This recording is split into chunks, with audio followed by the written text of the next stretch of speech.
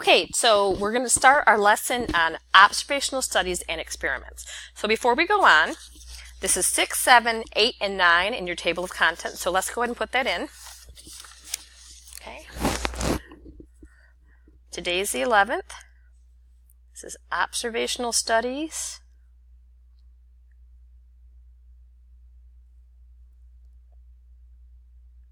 I'm going to run a line here. And experiments. It's a good thing you can abbreviate that. And those are pages 6, 7, 8, and 9. Okay, so we're going to do some basics of some vocabulary and start from there. Now, some of this information may be familiar to some of you if you've taken psychology before, but I still want to make sure I take the time to go through it. So we're going to start with an observational study. An observational study is where the researcher observes individuals and measures variables of interest, okay, without influencing anything. Nothing is manipulated, nothing is changed. Okay, they're not influencing the response. They're just looking to see what's going on. Now, the goal of an observational study is to draw conclusions. Okay, so they look to see what's going on. You can draw the conclusions about a single population or the differences between two populations. Now, one thing to note with observational studies, because nothing's being manipulated or controlled, observational studies can't isolate the effect of one variable on the other. Okay, if you try to do that, those studies often fail. The reason is because of confounding. Okay, so two variables can be confounded, meaning you're confused as to which one is explaining. Okay, these variables are often called lurking variables. Okay, it's something else that could be explained in what's going on. Okay, so for an example, our first question, we're going to observe women who take hormones versus those not taking hormones and note whether a heart attack has occurred. What are some possible lurking variables? So the question here is they're doing a study to see if taking hormones could increase or decrease heart attacks. So they're looking for other things to explain. So you might want to pause this for a second and think of other things besides hormones that could be used to explain heart attacks in women. So if you pause this, then I'm going to continue. If not, we'll write this one down and I'll have you brainstorm a couple more. Okay, so one thing that would happen if someone's taking hormones, those women may be more likely to see a physician. Okay, that could come into play. Now there's probably some other things. Okay, so more likely to be under a physician's care. If there's other things, I'd like you to write them down because I'd like to have this conversation in class tomorrow. Okay, so in other words, that lurking variable being under a physician's care is something else that could have to do with a heart attack. Okay, now, unlike an observational study, we have an experiment. In experiment, manipulation happens. So what's going on is the researcher is deliberately imposing something. Okay, they're not just looking to see what happens. They're imposing some treatment on individuals to measure their response. Okay, so the goal is to determine whether this specific treatment causes a change. Okay, now when you have a well-designed experiment, okay, that can provide for a cause and effect relationship. This can also be called a causal relationship. Sometimes you'll see it written that way as well. That means if you do this, then this will happen. Okay, you cannot get that from an observational study, but if the experiment is well designed, you can have the if-then. Okay, so if you're trying to prove something if-then, if you can design an experiment, that's the way to go. Now, some vocabulary going with the experiments. First thing is a treatment. A treatment is a specific condition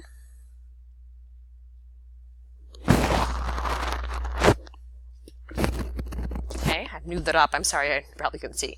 Applied to the individuals in an experiment. If an experiment has several variables, a treatment is a combination of these specific variables. Okay, so that's very likely to happen. Okay, there could be more than one treatment, okay, or different combinations. Now, you have experimental units, the collection of individuals to which treatments are applied. If these units are people, they call them subjects. Okay, they give them that name, subject. So again, this is just a lot of vocabulary so you know what's going on. Now, two things, and we've actually already talked about these. We have explanatory variables and we have response variables. And I'll write down response variable in a second. But an explanatory variable explanatory variable is what's being used to explain. Okay, so you have factors, okay? Many experiments study the joint effects of several factors. In such an experiment, each treatment is formed by combining a specific value. Okay, these are often called a level, okay, of each of the factors. Okay, so when there's various things, there's levels to the experiment. Okay? Now, a couple other vocabulary words. Lurking variable. Okay, a lurking variable is not among the explanatory or response variables, but may influence the response. Okay, so earlier we talked about the physician's care may be a lurking variable. And then the other vocabulary word here is when something's confounding. It occurs when two variables are associated in such a way that their effects on the response variable cannot be distinguished from each other. So what I'd like to do here, let's just write down response variable. Your response variable is what is being measured.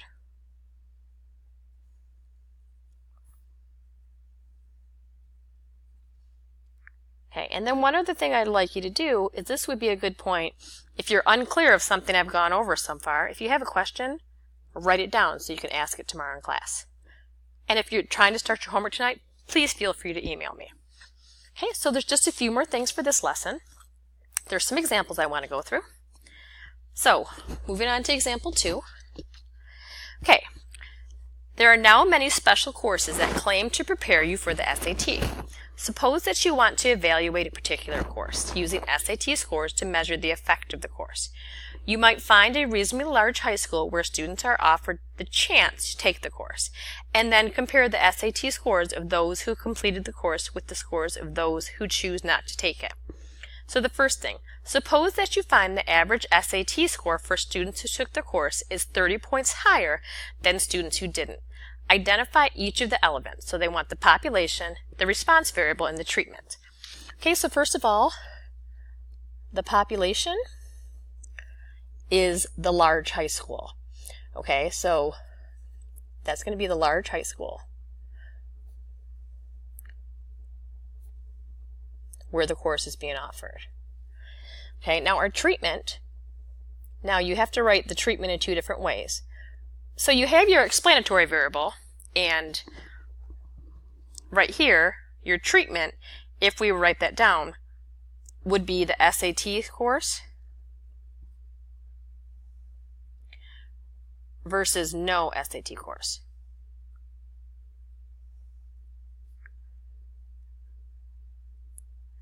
And then we're going to write the response variable over to the side.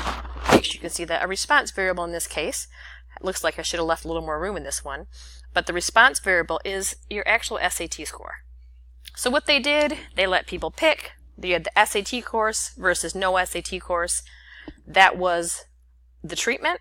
What they're measuring is the SAT score. Now the question is this a true experiment? Okay, so true experiment. Here's the thing. Students were allowed to choose what was going on. Okay, nothing was being assigned. Okay, so this is going to be no. No treatment was being assigned.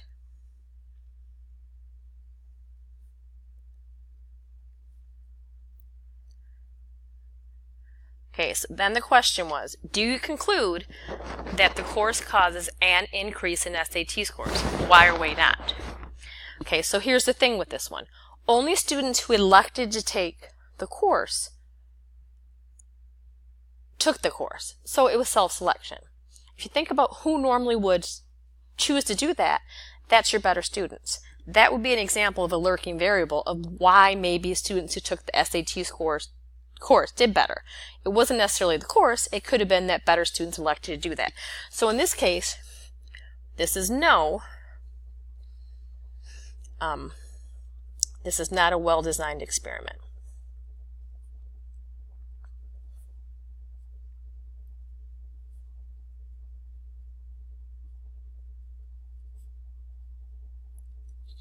Okay, you need to have a well-designed experiment to get cause and effect, and treatments were not assigned. Okay? So now, another example we have here. Each variable shown is strongly associated. Okay, relationship does not mean cause and effect. Just to kind of go over that.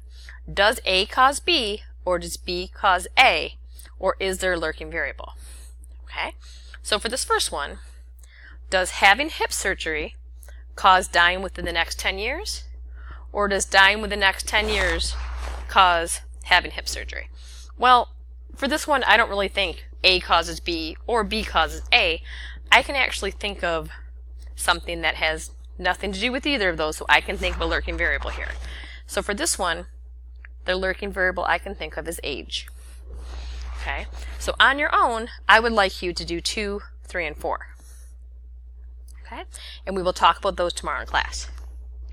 Now, again, to get the good cause and effect relationship, we need to have a well-designed experiment. Now, generally the model you want for an experiment, and we'll be working more with these flowcharts later on, you want to have your experimental units, whatever they are,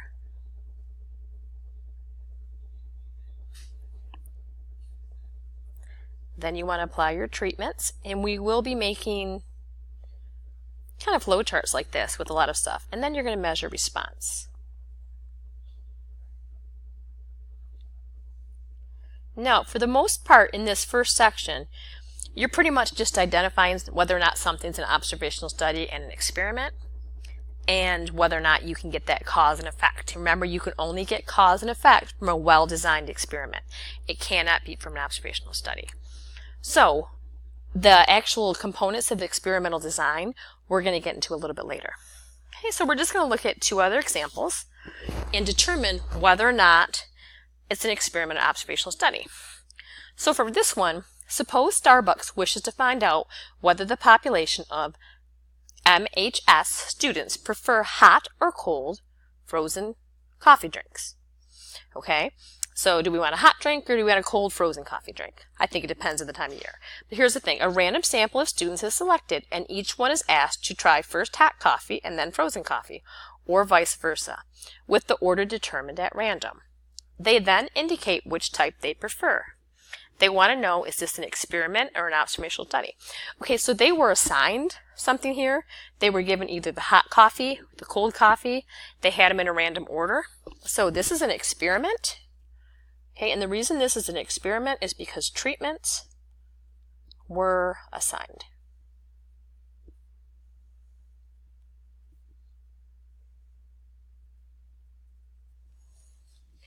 Okay, and so then the other example we have to look at, a researcher is interested in the effects of excessive homework on family dinner nights. She surveys students on their homework load and the number of family nights they have been required to forego. She concludes that the homework load does not directly affect family nights. Is this an experiment or observational study? This is an observational study because in this case, treatments were not assigned.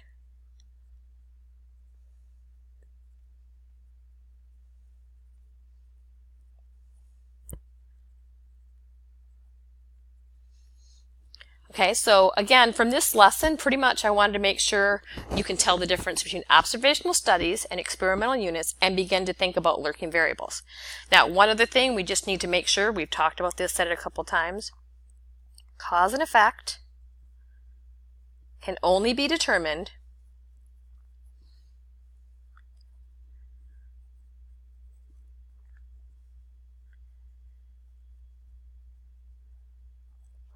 from a well-designed experiment.